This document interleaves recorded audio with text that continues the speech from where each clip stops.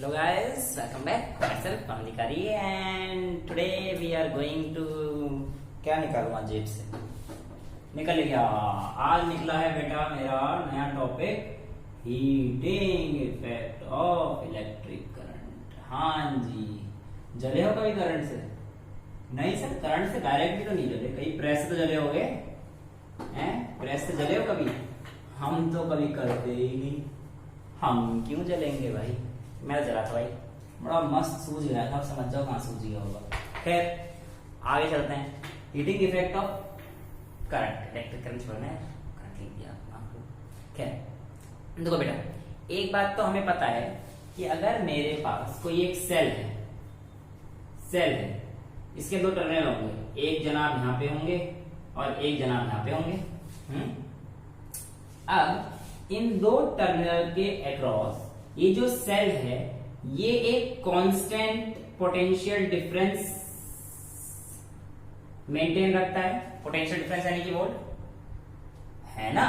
अब ये चीज कांस्टेंट रहे, इसके लिए क्या करना पड़ेगा, इसे कॉन्टिन्यूअस एनर्जी सप्लाई करनी पड़ती रहेगी, है ना बेटा, तभी तो ये कॉन्टिन्यूअस हो पाएगा, वरना कॉन्टिन्यूअस कहां होगा। कॉन्टिन्यूअस का मतलब लगातार होता है। हाँ जी, है ना। तो कांस्टेंट पोटेंशियल डिफरेंस मेंटेन करने के लिए कॉन्टिन्यूअस एनर्जी सप्लाई करते रहनी पड़ेगी। और ये जो कॉन्टिन्यूअस एनर्जी सप्लाई करनी पड़ेगी, ये क्या होगा, इसका काम ही तो होगा, काम को अंग्रेजी में वर्क कहते हैं। तो बस इसी वर्क को आज हमें पहले समझना है और उसके बाद उस काम से कैसे हीट लेते हैं ये समझ में आता है। अब देखो बेटा, जैसे कि मैं ये पंखा चल रहा है, पंखा तो खैर कैमरा नहीं दिखा सकता तुम्हें, पंखा चल रहा है, थोड़ा सा धीरे धीरे घूम रहा है ना, ज्यादा तो नहीं घूम रहा, धीरे धीरे घूम रहा है। जब पंखा घूमता है तो आप स्विच ऑन करते हो ना। स्विच ऑन करने पे क्या होता है, पंखा घूमता है, और पंखा घूमता है तो एक चीज और है, नीचे थोड़ा सा हाथ लगा के देख लो, जब घूम रहा है नीचे ना, तो थोड़ी सी हीट भी जनरेट हो जाती है। क्या जनरेट हो जाती है बेटा? हीट जनरेट हो जाती है ना। तो आप ऐसे समझो कि जब आपने सेल या बैटरी में से करंट लिया, किसी सोर्स में से करंट लिया, तो कुछ पार्ट तो उस पंखे को घुमाने में लग गया। ये तीन है ना, ये इधर घूम रहा है, तुम दिख नहीं रहा है, इससे छोटा बनाया, मेरी तरफ इससे बड़ा बनाया, उधर इससे दिख नहीं रहा ना, ये छोटा इसलिए। तो बेटा ये ऐसे पकड़ के घुमा रहा था मैं, तो कुछ पार्ट की जो एनर्जी है वो तो लगी मेरे को इनको घुमाने में, और वो कुछ पार्ट है वो जो यहाँ पे गोल गोल मोटा वाला होता है उसको गर्म करने में लग जाती है। वो गर्म एक्चुअली अपने आप हो जाता है। क्यों? क्योंकि उसके अंदर एक रेजिस्टेंस नाम की चीज होती है जिसके अंदर से करंट आसानी से फ्लो नहीं करता। हाँ जी, हाँ, इसी वजह से गर्म होता है पंखा, प्रेस भी इसीलिए गर्म होती है। सर हीटर जिसमें आग सेकते हैं वो भी इसीलिए गर्म होती है। लेकिन जो आपने चीज बोली है बेटा, अवन, हीटर, ऐसा समझ लो कि हमारे पास प्योर रेजिस्टिव सर्किट, यानी कि हमारे पास सर्किट में रेजिस्टेंस के अलावा कुछ है ही नहीं। ऐसा मान के चलिए कि इसके अक्रॉस बस, अब ये एमीटर तो लगे होंगे ना, स्विच और दो रेजिस्टेंस क्यों बन गए, ठीक है, ये ऐसे और ऐसे, ये ऐसे, ये वोल्टमीटर। बस अभी देखो ना, इस सर्किट में ना बल्ब है ना कुछ है, तो ऐसे सर्किट जिसमें सिर्फ रेजिस्टेंस, उसे क्या कहते हैं हम लोग? Pure resistive circuit. तो इसमें क्या था बेटा? प्योर रेजिस्टिव सर्किट था। अब प्योर रेजिस्टिव सर्किट में जैसे आप करंट दोगे तो क्या होगा कि करंट को फ्लो नहीं होने देगा, और ये फ्लो नहीं होने देगा तो करंट एक जगह ऐसे खड़ा होता रहेगा, तो एक हीट जनरेट आएगी। क्या जनरेट होगी? एक हीट आएगी, और इस फेनोमेना से जो हीट जनरेट हुई उसी को हम लोग बोलते हैं हीटिंग इफेक्ट ऑफ करंट, जो कि किसकी वजह से होती है बेटा? रेजिस्टेंस की वजह से। और प्योर रेजिस्टिव सर्किट में ये ज्यादा पाई जाती है। तो ये हीटिंग इफेक्ट ऑफ करंट समझ में आ गया। कि प्योर रेजिस्टेंस सर्किट था, करंट पास किया, पर करंट को सर्किट ने फ्लो नहीं होने दिया, सपोज, और थोड़ा बहुत होने दिया होगा, पर रेजिस्टेंस ज्यादा था, इस वजह से हमारे पास उसमें हीट जनरेट हुई, और जो हीट जनरेट हुई उस करंट की वजह से उससे मिलेंगे हीटिंग इफेक्ट ऑफ करंट। ये करंट का हीटिंग इफेक्ट हो जाएगा ड्यू टू रेजिस्टेंस। रेजिस्टेंस की वजह से हो रहा है, ये बात तो हमें समझ में आ गई। अब किसी भी सेल या बैटरी के द्वारा यहां से यहां तक ले जाने में कुछ काम करना पड़ा होगा, उस पोटेंशियल डिफरेंस V को मेंटेन करने के लिए, है ना, to maintain the potential difference V, the amount of charge taken from this point to this, यानी कितना अमाउंट ऑफ चार्ज इस पॉइंट से इस पॉइंट तक गया बेटा, वो Q है। यही तो इसने काम किया है कि इस पोटेंशियल डिफरेंस को मेंटेन करने के लिए कितना चार्ज इसने लगाया, यही इसका वर्क डन हो जाएगा। तो work done is equals to VQ। Potential difference V को मेंटेन करने के लिए Q अमाउंट के चार्ज को कैरी करने के लिए एक पॉइंट दूसरे अमाउंट तक जो पोटेंशियल डिफरेंस मेंटेन किया गया होगा वही उसका वर्क डन होगा, है ना। यहां से समझ आ रहा है ना, मजा आना चाहिए। डोरेमोन की जेब से निकाला है मैंने, ये बहुत बढ़िया टॉपिक है। हाँ, तो इसलिए भैया ये W is equal to, joke सुनाऊं क्या? नहीं सिर्फ पढ़ा दो, ठीक है, मुझे खुद पता है, पढ़ाऊंगा, ठीक है। तो W is equal to VQ। अब ये हमारे पास आ गया बेटा, तो आप ऐसे समझो कि power is equals to work done upon time होता है। कह दो सर पता नहीं, जिसको नहीं पता उसके लिए होता है, जिसको पता है हाँ बेटा सही कह रहे हो आप। Power is equals to work done upon time. तो power is equals to work done की जगह मैं V लिख सकता हूं। हाँ सर आप तो लिख ही सकते हो, और क्यों तुम नहीं लिख सकते क्या? कैसी बात कर रहे हो? तो W is equals to VQ लिख दिया मैंने, क्योंकि हमारे पास W is equals to VQ था, और T लिख दिया, लिख सकता हूं यार, ऐसे कोई बुराई थोड़ी है। अब इस Q by T को याद करो, जब करंट पढ़ाया था 1 ampere, I is equals to charge per unit time, कितना अमाउंट ऑफ चार्ज फ्लो हो रहा है पर यूनिट टाइम। तो Q by T को I लिख सकता हूं। हाँ सर आप तो लिख सकते हो, और अब तो हम भी लिख सकते हैं। तो power is equals to potential difference into current लिख सकते हैं ना, कोई दिक्कत तो नहीं है? नहीं सर अभी तक तो नहीं आ रही। अच्छा, अब मैं आपसे कहता हूं कि बेटा ये जो पावर लगी तो ठीक है, लेकिन जब T टाइम के लिए भरेगा, जब ये T टाइम यानी कोई भी time 1 second 2 second 3 second 4 second 5 second 6 second 10 second 20 second 1000 second कितने टाइम के लिए भरे, तो ये जो हीट जनरेट होगी वो हीट कितनी है, ये ऐसे समझ लो, the power generated in time T is equals to, भाई जितने टाइम में होगी VI इंटू T कर दो, तो power is equals to VIT। और ये जो पावर जनरेट होगी ये किस फॉर्म में होगी बेटा? हीट की फॉर्म में होगी। तो इसलिए मैं सीधा यहां पर लिख देता हूं कि ये जो पावर मेरी हीट के फॉर्म में हुई है, H is equals to P into T, या H is equals to VIT, क्योंकि P is equals to VI तो मैं निकाल चुका, अब आप भी निकाल लेना। शाबाश, हम नहीं निकालेंगे, हम तो काम चलाएंगे इसी से। निकाल के देख लेना एक बार, मजा आ जाएगा। मजा तो खैर नहीं आ रहा पढ़ाई में, हाँ सजा लगती है।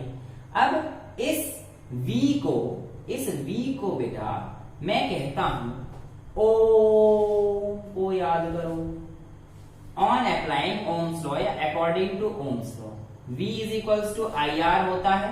तो H इज इक्वल्स टू, इसकी जगह पे क्या लिख दूंगा मैं? सर आप तो लिख ही सकते हो, क्यों?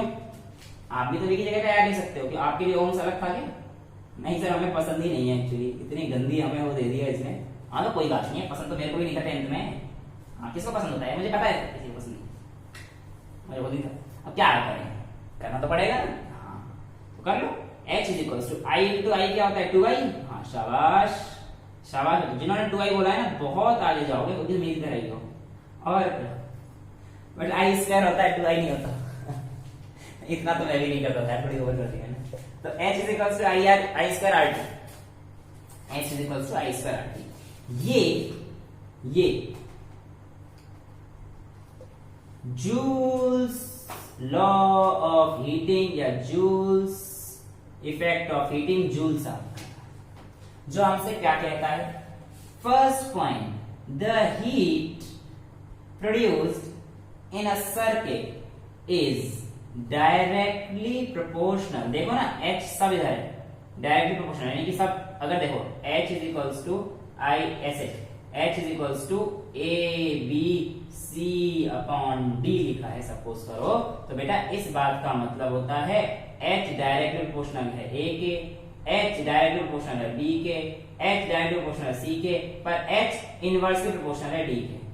अगर यहाँ पे A स्क्वायर लिखा है तो H डायरेक्टली प्रोपोर्शनल है A स्क्वायर के, अगर यहाँ पे सी क्यूब लिखा है तो समझना H डायरेक्टली प्रोपोर्शनल है सी क्यूब के, यहाँ पे डी स्क्वायर है तो H इनवर्सली प्रोपोर्शनल हो जाएगा डी स्क्वायर के। तो अपन वाली टर्म इनवर्सली और इक्वल टू इधर वाली टर्म सीधा डायरेक्टली, है ना। तो बेटा इस इक्वेशन से मुझे क्या पता पड़ता है, जूल साहब का वो बोलते थे कि heat is directly proportional to the square of current. Current दौड़ रहा है शरीर में, दौड़ना चाहिए ना, तो करंट दौड़ रहा है, सब बहुत तेज दौड़ रहा है, समझ में नहीं आ रहा। अच्छा मतलब यार सही बेइज्जती मार देते मुंह पे।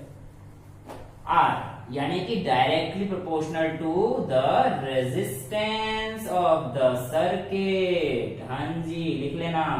और लास्ट क्या है, थर्ड पॉइंट कि भैया directly proportional to the heat is directly proportional to the amount of time during which the current flows.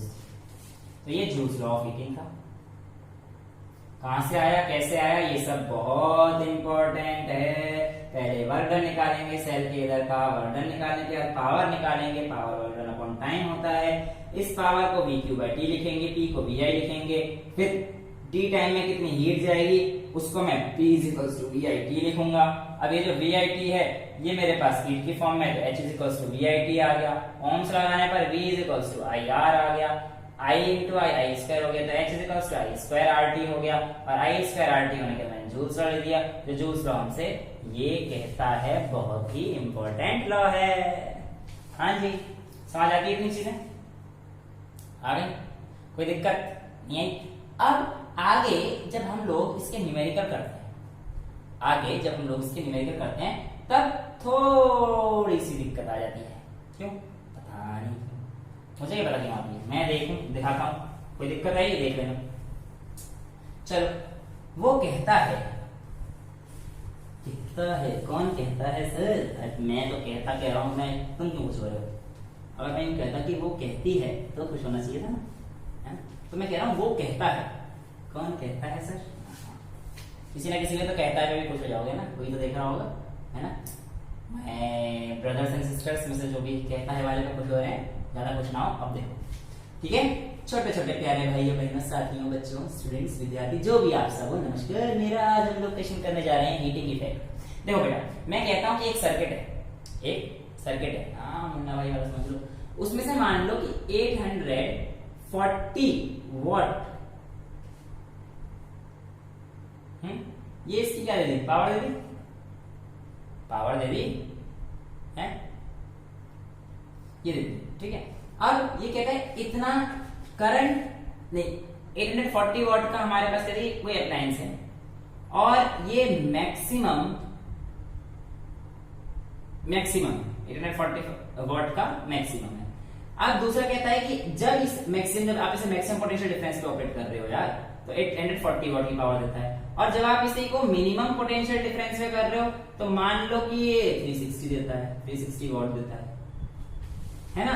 तो बताओ मैक्सिमम और मिनिमम पे करंट और रेजिस्टेंस कितना होगा, मैक्सिमम पोटेंशियल डिफरेंस और मिनिमम पोटेंशियल डिफरेंस पे कितना जाएगा, मैक्सिमम मिनिमम, ठीक है सर। और आपको जो घर से सोर्स मिला हुआ है वो मिल रहा है 220 वोल्ट का, 220 वोल्ट का, लगे 440 वोल्ट छूने से तेरे को था, हाँ तो इसमें 220 का। आगे अब देखो बेटा बहुत सिंपल है, कुछ है क्वेश्चन में। अब हमें फॉर्मूला लगाना है, कितने सारे फॉर्मूले थे। देखो सबसे पहले हमने करा था sir work done is equals to V Q, है। अब आपसे जब इसने VQ कह दिया, इस work done power by term में ले आओ, power is equals to work done upon time, power is equals to work done upon time. ठीक है, बहुत जितने फॉर्मूले से लिख लो, लेकिन हम लोग इसी का इस्तेमाल करेंगे। तो इतना हम लोग कर रहे हैं। अब इसको कर लो ना सिंपल से, W को क्या लिख सकते हैं VQ, तो power is equals to V into Q by T, ये तो है, तो Q बाई T को क्या लिख दिया था मैंने, P is equals to VI। तो बेटा ये फॉर्मूला यूज हो जाएगा मेरे को, है ना। अब मैं डायरेक्ट कर देता तो फिर तुम्हारे थोड़ा सा दिमाग में वहम बैठ जाता ना, तो यहाँ से मैं P is equals to VI वाला चीज लेके आ गई। वहम बैठता है सर ये कहाँ से आया, तो बेटा वहम नहीं बैठना चाहिए। अब बेटा देखो पावर आपको दे रखी है 840 वॉट की, तो लगा दो 840 watt is equals to V into I। तो यहाँ से करंट निकल जाएगा 840 अपॉन 220, 22, अच्छा मेरे को 880 दे दें यार, मेरे लिए थोड़ा सा आसान हो जाएगा, 22 880 वॉट कर लो ना यार इसे, हाँ तो ये 22 2 जो 4 जा 48, तो 22 4 जा 88, तो I is equals to 4 ampere आ गया। रेजिस्टेंस कितना है इसमें से, तो I is equals to V by R, तो V कितना आ गया था, दे रखा था, V is equals to IR होता है ना 220 अपॉन R, R निकालने के लिए R को इधर भेज दो, I को इधर ले आओ, तो R is equals to 220 upon 4, answer निकाल देना 55 ओम, है ना। अब दूसरे केस के लिए कहते हैं वो मिनिमम ले रहा था, मिनिमम के लिए कितना था 360 था, 360 इज इक्वल्स टू फिर से वही VI लगाएंगे, तो 360 upon 220 is equals to I आ जाएगा। सोचा था मेरे को कट जाएगा डायरेक्ट, तो कटा नहीं, चलो कोई नहीं, ऐसे काट दो 2 से 11 बार 2 से 18, तो I की वैल्यू 11 बाय 18 बाय 11 आ गई, तो 1170 1.6 समथिंग आ जाएगी हमारे पास एम्पियर, 1.6 एम्पियर ये आ गई। अब बेटा इतना आने के बाद हम लोग क्या करेंगे, कुछ नहीं, सिंपल हो गया। तो सर I निकल गया, तो I is equals to V by R, इस वाले फॉर्मूले में 220 अपॉन इसको पुट कर देंगे, तो हमारे पास R आ जाएगा 1.6, कैलकुलेट कर लेना, आंसर आ जाएगा आपका। आ गया, मुश्किल नहीं सर।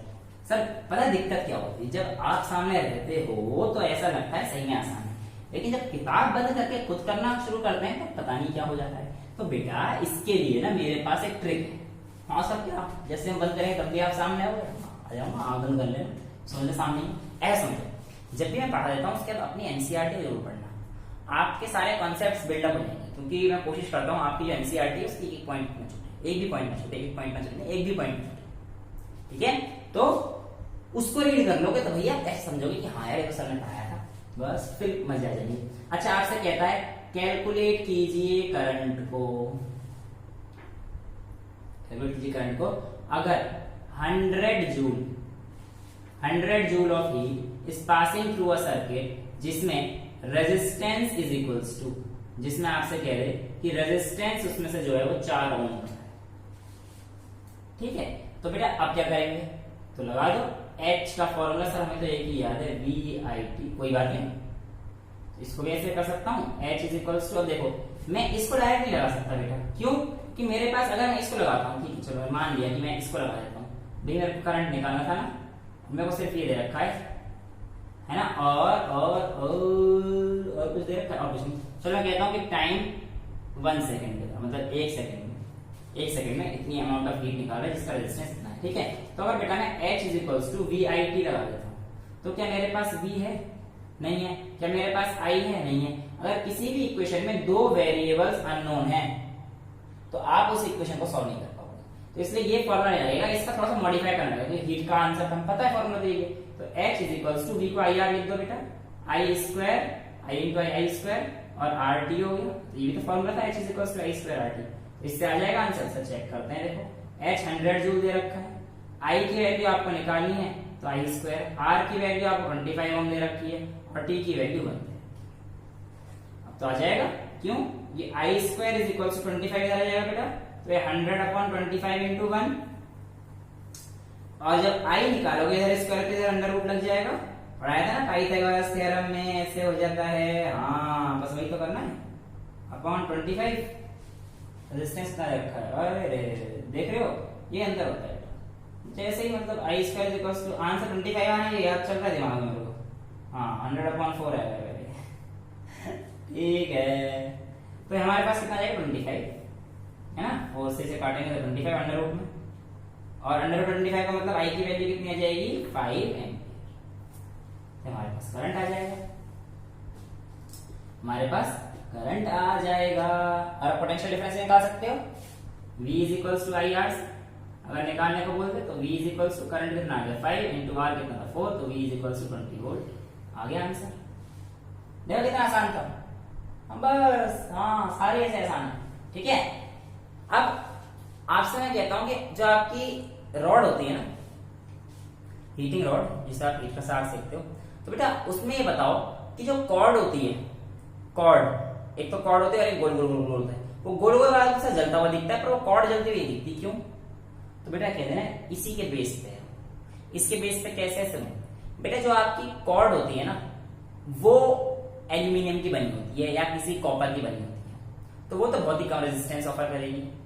लेकिन जो आपकी वो जो गोल गोल गोल वो है ना रॉड, वो हाई रेजिस्टेंस की बनी होती है, तो ऐसे मेटल की बनी होती है जिसका रेजिस्टेंस बहुत हाई है, कि किसी एलॉय की बनी होगी, तो उसमें क्या होगा कि करंट जैसे पास आएगा तो आसानी से फ्लो नहीं हो पाएगा, रेजिस्टेंस होने की वजह से हीट जनरेट हो जाएगी, और हीट जनरेट होने की वजह से हम लोग उसका ग्लो देख सकते हैं। लेकिन कॉपर और एल्यूमिनियम की रॉड होने के कारण जो कॉर्ड है उसको हम लोग जलता हुआ नहीं देख सकते, क्योंकि उसका रेजिस्टेंस काफी कम होता है। ठीक है, तो ये आपका टॉपिक आज के लिए खत्म होता है। Till then bye bye, take care, thank you so much.